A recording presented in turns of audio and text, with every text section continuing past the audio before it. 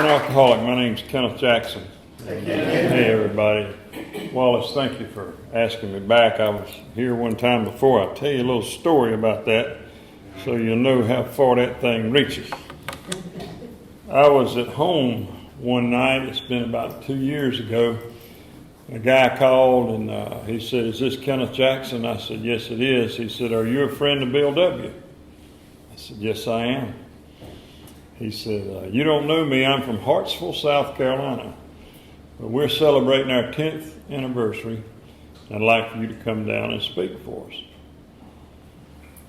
And I said, "Well, when is it?" And he told me, and I said, "Well, I'll be happy to. I'd feel honored." He said, "Who do you know that knows me?" He said, "Nobody." I said, "Okay, well, how did you get my name?" He said, "Someone recommended a website in Southern Pines. They have speakers on there. And I heard your story, and you said you were from the Raleigh, North Carolina area, and I knew somebody in Raleigh. So I called and asked him if he knew Kenneth Jackson. He said, 'Well, yeah, I do know him. And can you give me his phone number?' So that's how I ended up in Hartsville, South Carolina at the 10th anniversary of the Serenity Group telling my story. That thing right there. I don't have any resentment.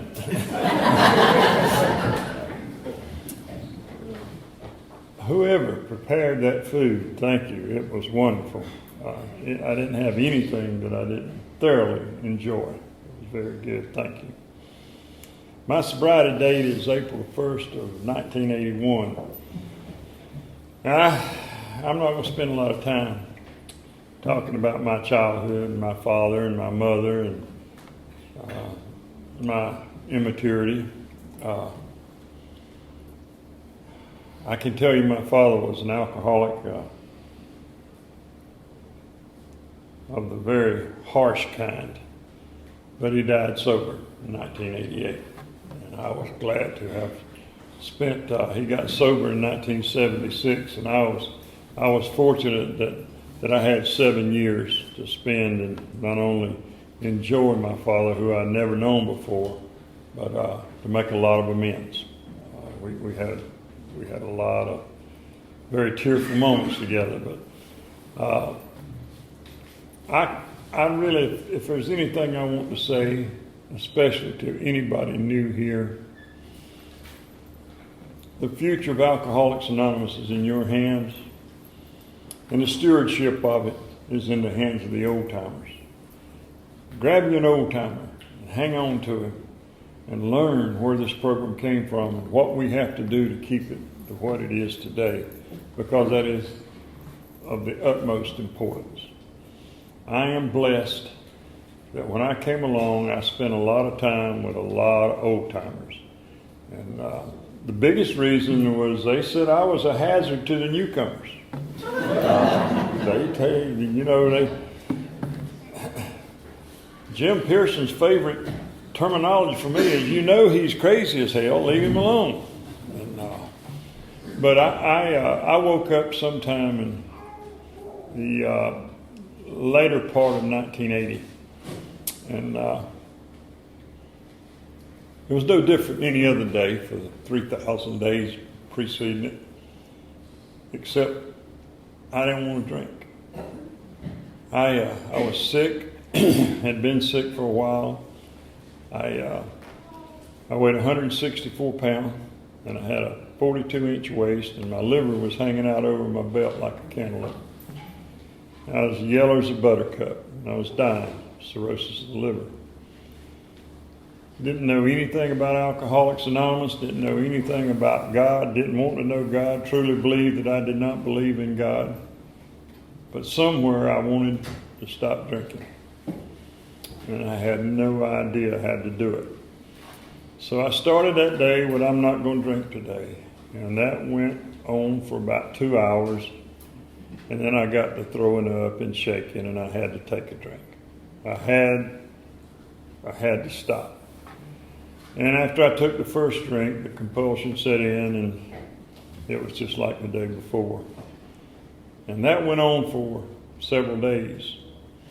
And finally, my parents had me committed to an institution. They went to petition the court and said I was a hazard to myself and those about me, and had me put in an institution up in Butler. And I stayed there, I don't know how long. All I remember about Butler was that they took my mind away from me, and they give it back to me a little bit at a time. I don't know if you've ever experienced anything like that, but they use some kind of narcotics or whatever, some kind of medication to get me calm, and then they, as you start to come off of it, you think you know what you're doing. And I escaped from that place. I laid there and watched what went on for 2 or 3 days, and I kept seeing these two guys that were orderlies go out into a tennis court area and smoke cigarettes. It wasn't locked, and that fence wasn't that tall. So one night I decided I'm going to leave here, and I had on my little hospital gown. And when the lights went out, I waited, and I went out through that door, went out that tennis court, and I jumped that fence and ended up over on Highway 15 thumbing. And this sweet little black lady come down the road, and she picked me up in my little gown that tied in the back. And she took me to Raleigh, and I should have known better than to go to my parents' house, because when I got there, the sheriff was already there. And they put me back. And they put me away again. And then finally, I learned some crafts there while I was there, and then they let me go. And they gave me some medication, and so I get back to Raleigh, and my mother's got this very friendly doctor in Raleigh, and she goes to tell him he's at home, and I know he's going to drink any time, and he'll be right back where he was, or he's going to hurt somebody, or he's going to get hurt. And that good doctor said, "Well, I can stop that fella from drinking." And so he gave my mother a prescription for me for Valium. Now, I had no idea what it was at that time or what it did. But I didn't need to drink. I walked around in a state of all the time. And one day, a friend of mine, I run up with him, and he said, "Let's go down to Smokies and have a drink." And I went down to Smokies, and I had a drink. And the next thing I knew, I was back in Butler. I was up on top of the house on South Street in Raleigh shooting at cars on Western Boulevard. And I do not know why they did not shoot me, because I had a .22 rifle. Now, I kept telling those guys that I was suffering from anxieties from being in Vietnam. I'd never been in Vietnam in my life. I didn't know where it was. They took me back to Butler, and then I had one more bad episode, and I ended up over at the Spruill building in Dorothea Dix. Now, my parents were just trying to help me. They were not trying to humiliate or hurt me. They were trying to help me. Along about sometime in March, I broke into my daddy's shop. My dad was a plumber, and I broke into his shop and stole his tools and pawned them. And I started my last real drunk. And I went out to kill a little place there in Raleigh, liquor house, poker house. And I went out there and got in a poker game, and I broke the game. I had over $10,000 in a little old paper sack. And I had been drinking all day, and it was different. I couldn't stop, but yet I couldn't get drunk. I couldn't make that hole in me fill up. I couldn't fill it with anything. And I was living in a little trailer out in the woods over there near Nightdale, and I went home, and I've always rode a motorcycle, always. I've been without a car in my adult life, but I've never been without a motorcycle. And I've lived a lifestyle that goes along with certain parts of that life. And anyway, when I got there and I looked around and I recall the feeling of the hell with it. I reached in my boot and I pulled out that 38 and I cocked it and stuck it in my mouth. And I seen a pawn ticket laying there on the bed. And I thought, you've never done a decent thing in your life. The least you can do is let your daddy know where his tools is. I knew that my dad got sober in 1976, and I knew that he was in bed by 10 o'clock. He'd come home and he went straight to bed, so I didn't have to tell him that I stole his tools. I was going to tell my mama. And I dialed a number and he answered the phone. And he said, "What's the matter, son? Where you at?" And the first time in my life, I told the truth that I didn't even know was the truth. I honestly did not know how sick I was. And I said, "Daddy, I've tried everything. I can't stop drinking." He said, "No, you haven't. You haven't tried Alcoholics Anonymous." I said, "Well, where is this Alcoholics Anonymous at?" And he said, "Son, as sick as you are, you won't make it. You need to go somewhere where they can help you get off of it." He said, "There's a place over on Falstaff Road that you can go to, and there's some folks over there to help you." So now, this was a man who for 5 years, I'd go to his house, sit down at his table, pour 2 glasses of whiskey and slide him one, and I would drink mine. And that man, I hated him with everything in me for 30 years. Every ounce of fiber in my body hated him for 30 years. And I sat there and tried my best to get him to drink with me, and he just pushed that glass back and said, "I don't need that." Thank God I got to make amends for that. Thank God he never picked it up. He told me where to go, and I went over there, and they put me in a little room, and I went into convulsions, and I ended up over at Wake Medical Center. And I was over there. I had 24 pints of blood transfusion. I was hemorrhaging so bad. Should have died and didn't. There was a lady that was in the emergency room with me, and every night she would come into my room about 20 minutes till 11, and every night she said the same thing. "Now, honey, when you get out of here, you go back over there where you come from. Them people can help you." And I never knew who she was. So when I got out of there, I walked back to that facility. It was in the same complex, and I walked back to it. My old pickup was still sitting there. And I walked in and told them I needed some help, that I wanted to stop drinking. So they gave me a breathalyzer. They said, "You're not drinking. We have an outpatient deal here if you'd like to participate, but you don't need confinement. You don't need to be inpatient. You're doing fine." And so I walked out and got in that truck and I sat down. I can't tell you how the same thought, but I reached under the seat of that truck and I had a bottle under there. And I drank all there was in there, about 3 fingers in the bottom of that fifth.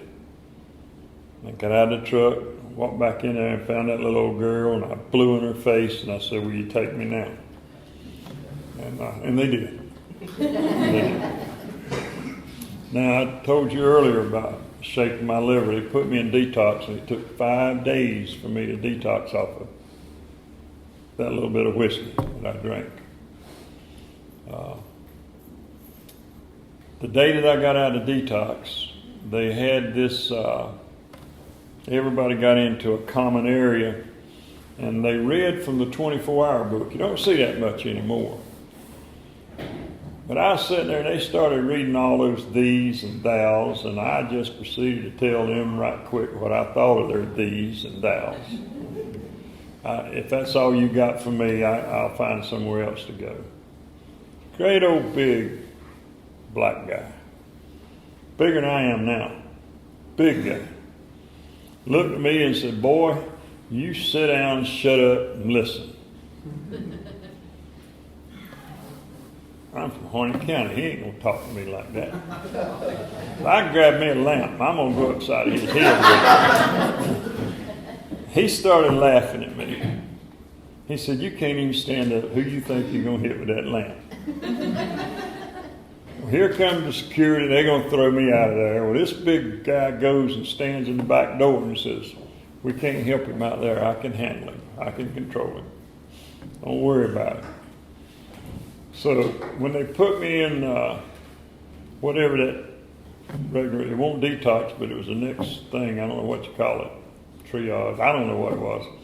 Put me in a room with this other guy, and the first thing I did was throw that big book they kept telling me to read out the window. They told me to start in chapter 5, and I've never been overly educated, but I figured out real quick, if a book, you got to start in the middle of the book, the first part of it ain't no good, the book ain't no good. So I threw it out the window. And that book kept showing up every morning. I throw it out and bring it back. Well, Matt Green started coming into my room every morning. And if you're new here and you're having a struggle with finding a power greater than yourself to believe in, please listen to what I'm about to tell you, because it saved my life. Matt come into that room, and we started in the doctor's opinion. And I was there for 2 weeks, and that's all we did was read the doctor's opinion. For the first time in my life, I came away with knowing what an alcoholic was. I found out that I had a physical allergy to alcohol. Matt asked me, "Are you allergic to anything?" I said, "Yeah." He said, "What?" I said, "Pineapple and penicillin." He said, "Well, do you eat pineapple?" I said, "Hell no." "Well, do you take penicillin for antibiotics?" I said, "No." He says, "What happens?" And I told him that my esophagus closed up and I couldn't breathe. He said, "Well, what happens when you drink whiskey?" I said, "I get drunk." He said, "So can you quit anytime you want to?" I said, "I don't want to." He said, "That's the biggest cop-out I ever heard. Why are you here if you don't want to quit?" He went in to tell me, explain to me. He took my life, as much of it as I would talk to him about. And he showed me that I have a physical allergy. And the day that I left there, Matt was standing at the back door. When I started out the door, he grabbed me by the arm, and he said, "Boy, let me tell you something. You say you don't believe in God. We may not have a solution for you, but you're never going to drink again and not know what's going to happen to you." Now, I have been a rebel all my life. I grew up in a Pentecostal holiness church. By the time I was 10 years old, I'd shot a squirrel, stole a quarter out of my mama's pocketbook, and looked up a girl's dress. I was going to burn in hell forever. There won't no hope for me. I don't know if any of y'all ever been to a Pentecostal holiness church or not. But I was done for. My way of dealing with that was to say that it ain't real and it can't happen to me. So I come into Alcoholics Anonymous, and people would start talking about God as I understand Him, and I'd want to go somewhere else. Let me tell you about the first meeting of AA I went to. I got out, and Matt, when he gave me that little speech about what was going to happen to me if I drank. He said, if you will have any hope at all, you'll go to a meeting of Alcoholics Anonymous tonight, and you will go in there and you will say to somebody, I'm an alcoholic. So I went to the Hayes Barton group in Raleigh, and that is one of the oldest groups in Raleigh.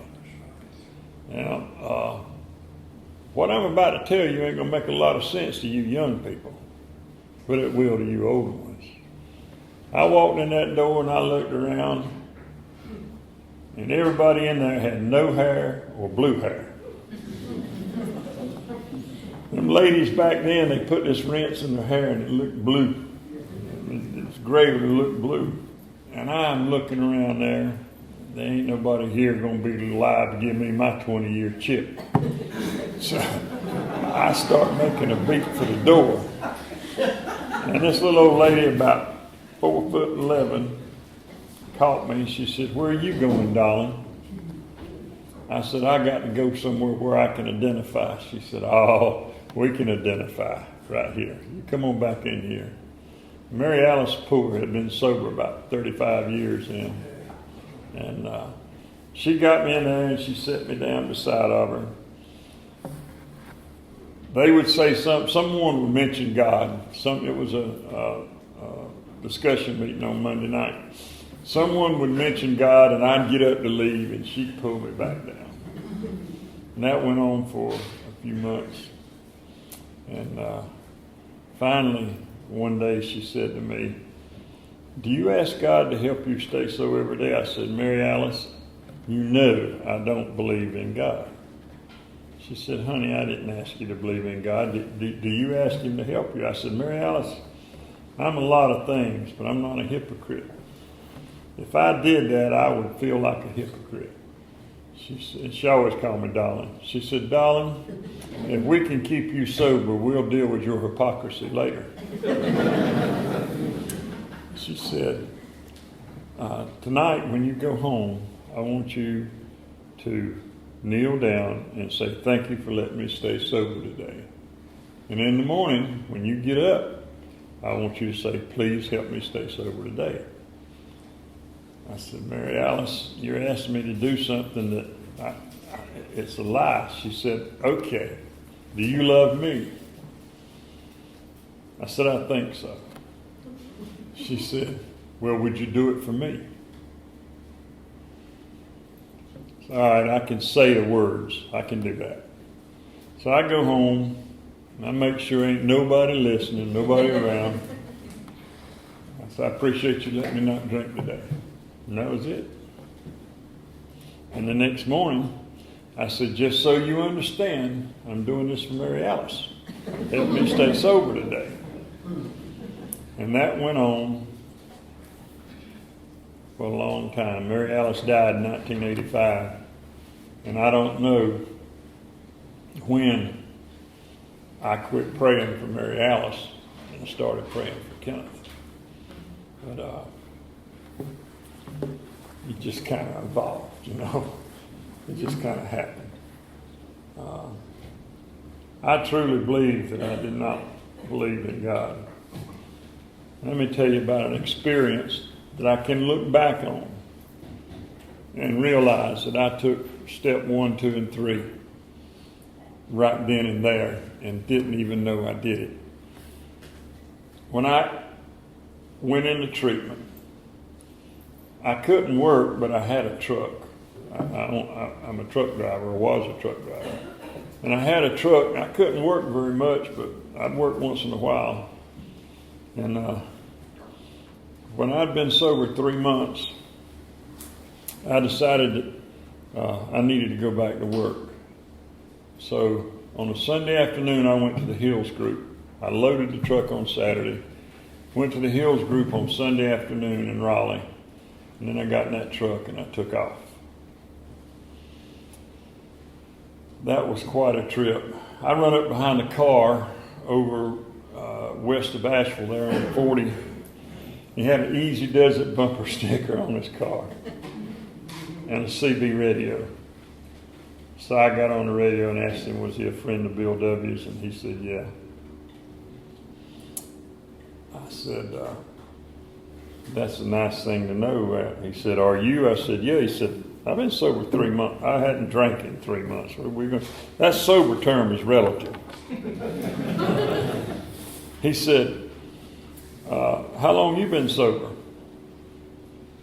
2 years. And he said, well, I know where there's a meeting in Knoxville over at the old Flatiron. He said, we'll find somewhere to park that truck and we'll go to the meeting. I said, okay. So we stopped and went to a meeting. I sat down beside of somebody in that room. And everybody knows him. He works for the Postal Service with recovery, getting people in treatment. So I'm sitting beside of some lady, and she says, you're new, aren't you? I said, I'm just passing through. Well, where are you from? North Carolina. Well, how long you been sober? 5 years.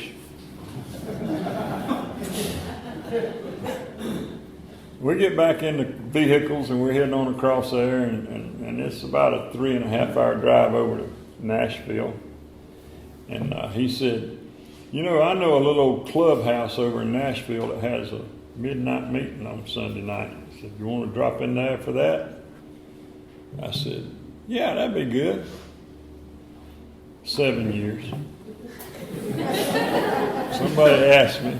I've been sober 7 years. The meeting's over. We get back in the truck, and we were heading to Memphis. And it's about 200 miles across there. He said, I have breakfast every Monday morning with a group of guys over in West Memphis, just over in Arkansas. He said, would you like to have breakfast with us this morning? I said, yeah. 10 years. If I'd have stayed with him much longer, I'd have been one of the co-founders. There wasn't an ounce of honesty in me anywhere. I ran all the way to Santa Barbara. I never went to bed. And I got to Santa Barbara, and there were several guys out there loading. And I hooked up with a couple of old friends of mine. And we came back across country together. I slept the night I got to Santa Barbara. That was the only time I slept.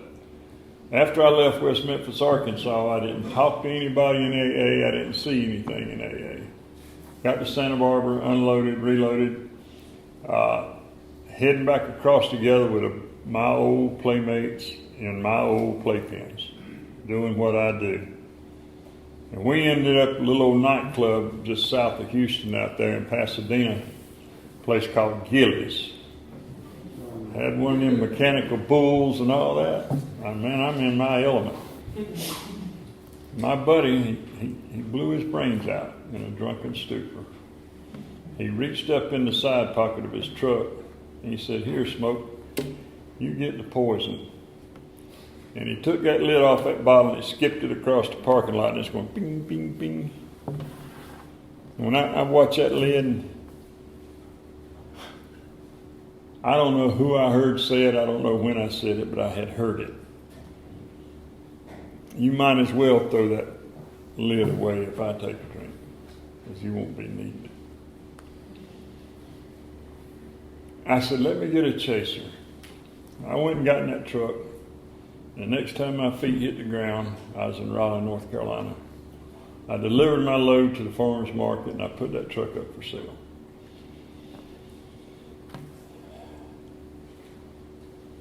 I took step 1, I can't drink. Step 2, I'm restored to sanity, I know I can't drink. Step 3, now I couldn't turn my will over to the care of God, but I hadn't drank anything in 3 months, and I could turn it over to Alcoholics Anonymous. I could come back and do what I had done and been successful at for 3 months. The next 6 months was 6 of the toughest months of my life. I went into a halfway house, Christian Fellowship home there in Raleigh. And I went to a meeting every day, and I had to be at the house at 10:30 at night. And for the first month, I had to stay around there on weekends. I went to a meeting every night or to a house meeting in the house or to both. Somewhere along the line, my comfort level with the God thing began to erase itself. I've been sober a year. They run me off of there. You couldn't stay there for 6 months. I made them come find me before I left. I still was afraid that I was going to drink every single day. And the only thing that kept me from not drinking was Matt Green. You know what's going to happen if you take another drink. You know what's going to happen. So, time flies. So, when I left there, I got me a little room over in a little town just outside of Raleigh. I started going to meetings that was close to where I lived. I seen this pretty little girl in there one night. And that's the first time I thought anything about anybody in a long, long, long time. And I'd been seeing her around, but she couldn't stay sober. She'd go to meetings and then she would drink, and then she'd come and she would drink at meetings. She would come into meetings that had been drinking. And everybody, all those old timers, they stayed on me. You leave her alone. She's trying to get sober. Both of you will be drunk. They told her, you know he's crazy as hell. Leave him alone. Then neither one of us listened. We got married in October the 5th of 1985, and she sure didn't want to come with me tonight, but she couldn't get off of work in time. Let me say this and I'll move on. She is absolutely, without a doubt, the best example of the results of the 12 steps that I personally know. She makes me look forward to sharing our morning readings, our morning prayers, our morning meditation. I kind of followed her down this spiritual path. God gave me the greatest gift. After he gave me sobriety, he gave the greatest gift a man could have, and that's my wife. Every day, we start it the same way. And we do our readings, and then we pray the 3rd step prayer, and we pray the 7th step prayer. She goes and does what she does, and I go and do what I do. That was not what I was expecting out of sobriety, but that's where it's took me. I'll leave that alone and go on. I asked Jim Pearson to be my sponsor. Jim was a hard man, and he didn't talk very nice to me. I don't think he knew how sensitive I was. He used words on me that ain't even in no dictionary anywhere. But he would always get around to the same thing, because I always had a problem. And I would go start talking to him, and he would lead me around, and then we would get the question. Why do you reckon you feel like that? Why do you reckon you feel like that? Hell, Jim, I don't know. That's the reason I ask you. Well, your answer is not in me, it's in you. You ever thought about doing a 4-step? No. Well, how long do you think you can keep doing what you're doing and stay sober? When are you going to get serious about this? Will you do me a favor and not tell anybody that I'm your sponsor? That's how he talked to me.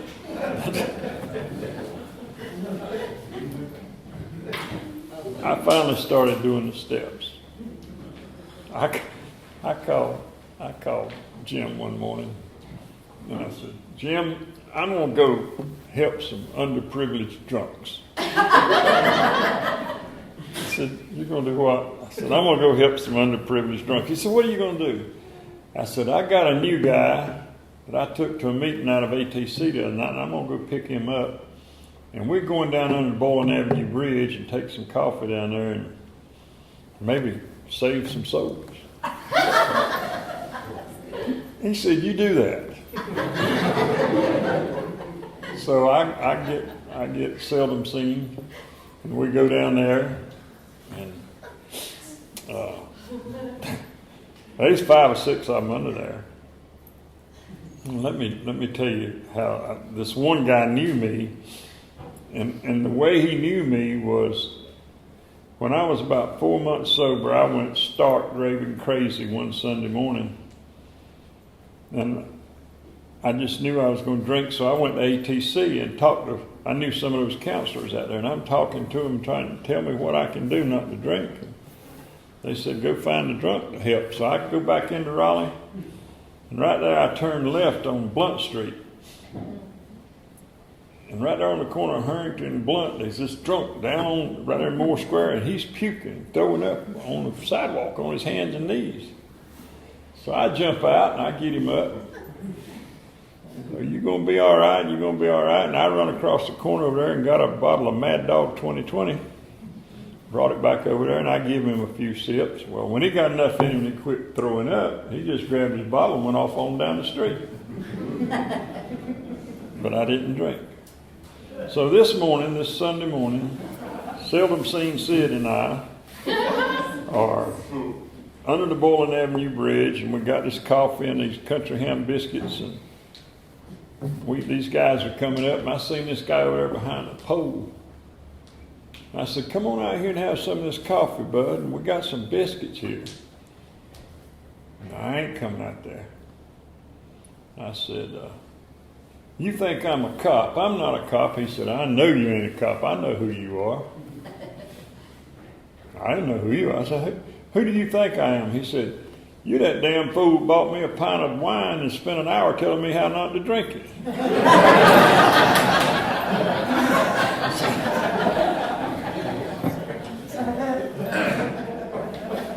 That was my brand of sobriety. I'd go to ATC, and I had a 9-passenger station wagon. I'd fill it full of drunks. Susan would go with me, and I had this dog that I'd got from the pound. And we would get in there, and then we'd fill the rest of the car up with drunks, and we'd go to a meeting every night. I was saving them souls. And that was my brand of working the steps. And old Jim, he just got so tired of hearing it. He said, "Look, here's what we're going to do. We're going to start in the big book, and we're going to go from the front to the back.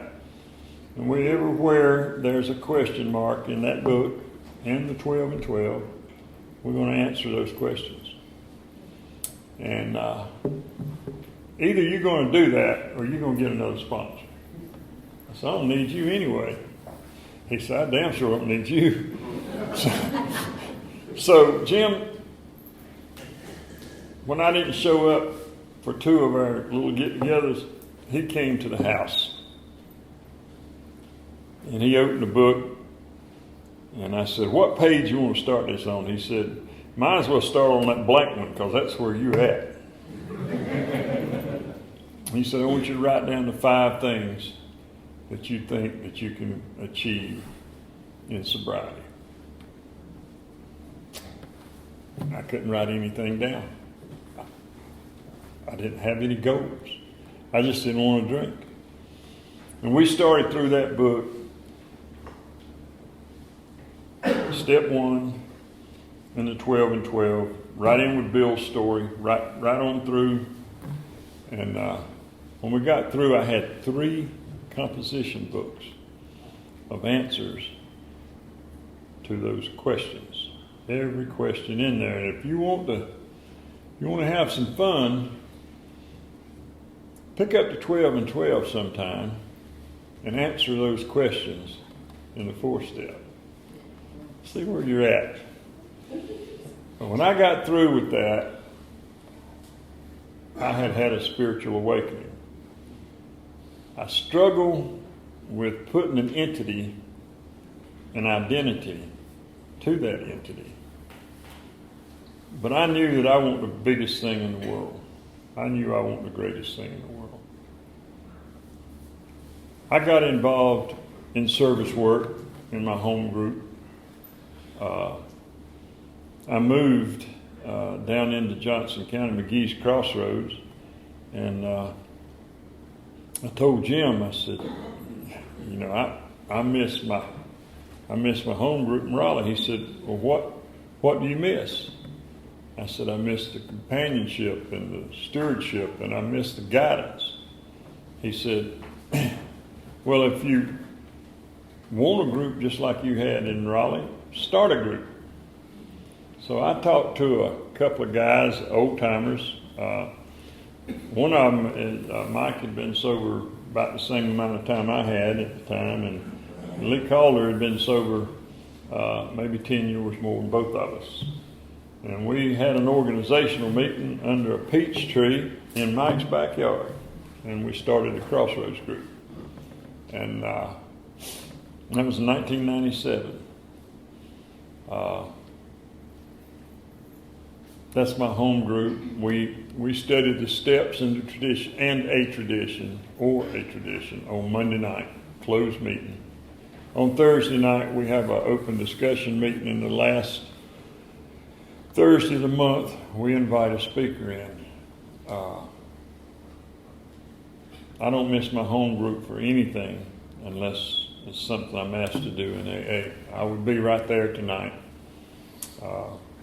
I love my home group. I'm sure, I'm a member of the best home group in Alcoholics Anonymous, and I hope you feel the same way about yours. My life today,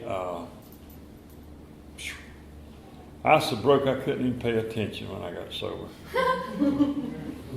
Honestly, there was a time that my food budget was a long loaf of bread and a jar of peanut butter.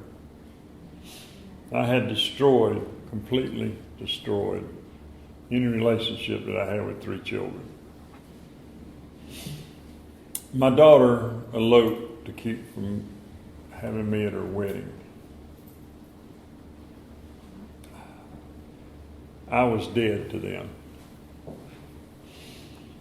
When my oldest son got married, through the grace of Alcoholics Anonymous and loving God, he asked me to be his best man. My daughter asked, she was a maid of honor for my son's wife, and she asked them if they could set it up. So she would walk down the aisle with me.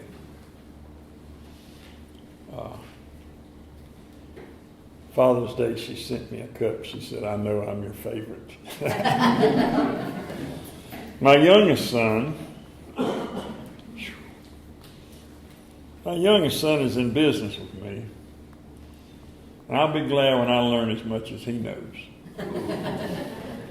He's a great guy. He's 41. He's not a baby. But Lord have mercy, we have a good time. We enjoy ourselves, and I enjoy trying to teach him what I do for a living. I'm in the trucking business, but I handle a lot of very special commodities.